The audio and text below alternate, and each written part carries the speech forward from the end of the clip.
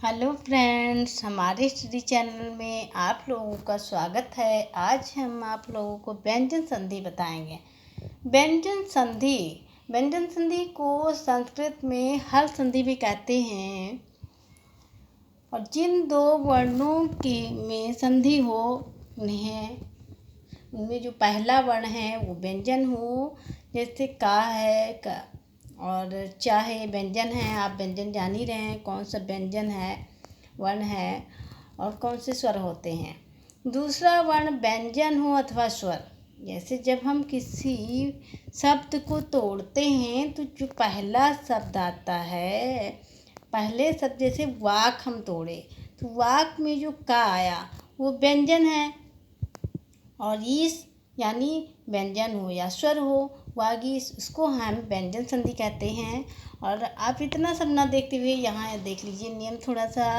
यदि क च ट त प, क च ट त प, यानी ये जो वर्ण है पंचमाक्षर हैं, उनसे परे यानी इसके बाद में इसका तृतीया यानी क वर्ग का तृतीया क ख ग, यानी कौन सा ग, और च छ ज तृतीया वर्ग, ट ठ ड तृतीया वर्ग, प फ ब तृतीया के बाद में चतुर्थ अब वही है क ख ग और घ ज झ ड ध द और ध ब भ, अथवा या र ल व कोई स्वर हो तो क च ट त प के स्थान पे उसी वर्ग का तीसरा अक्षर, जैसे हमने ऊपर बताया था का तीसरा का वर्ण का तीसरा अक्षर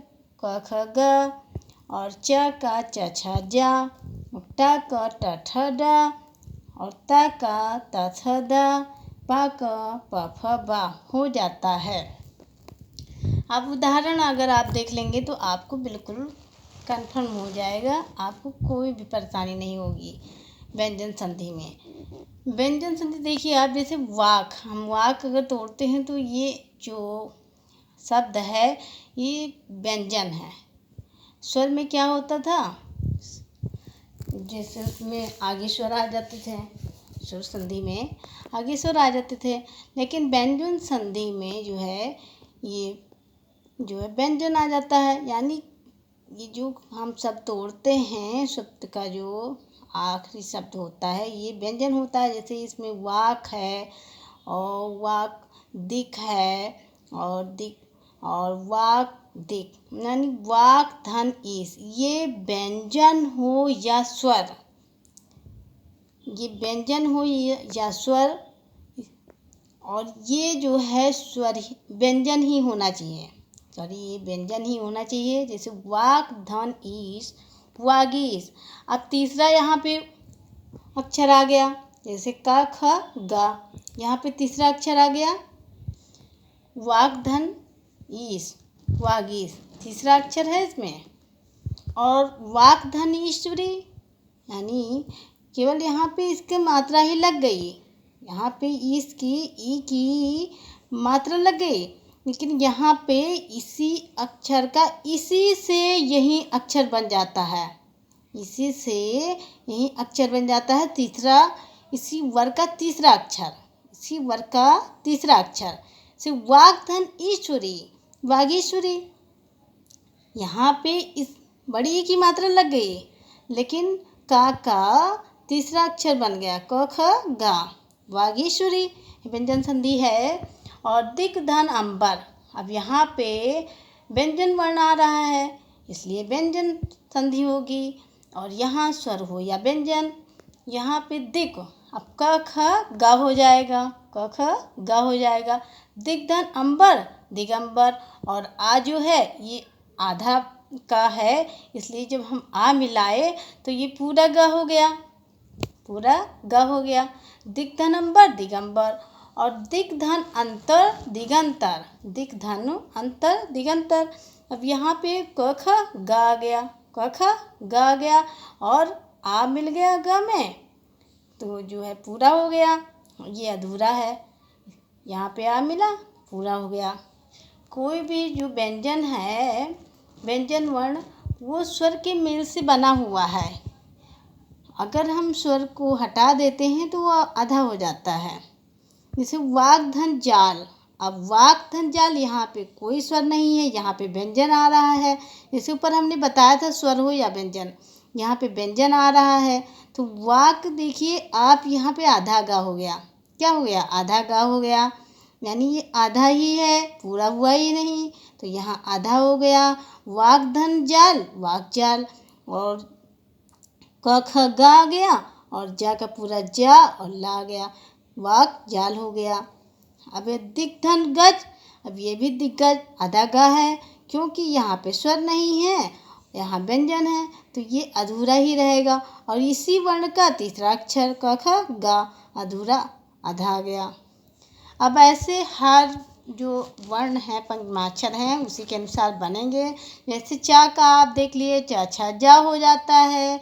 अच्युधन अंत अजंत, अब यहाँ पे अ है इसलिए पूरा जा हो गया। अच्युधन अंत अजंत हो गया। अच्युधन आदि आजादी हो गया। अब आप समझ ही गए होंगे कि जो व्यंजन संधि है वो कैसे बनाई जाती है। अब आप टा का भी देख लीजिए, हर वर्ण का देख लीजिए। टा में भी वही होगा, जैसे तीसरा वर्ण होता है ट ठ डा। अब यहाँ पे देख लीजिए डा आ गया, क्या आ गया? डा। सट धन आनन, सट धन आनन, सडानन, यानी ट ठ डा आ गया।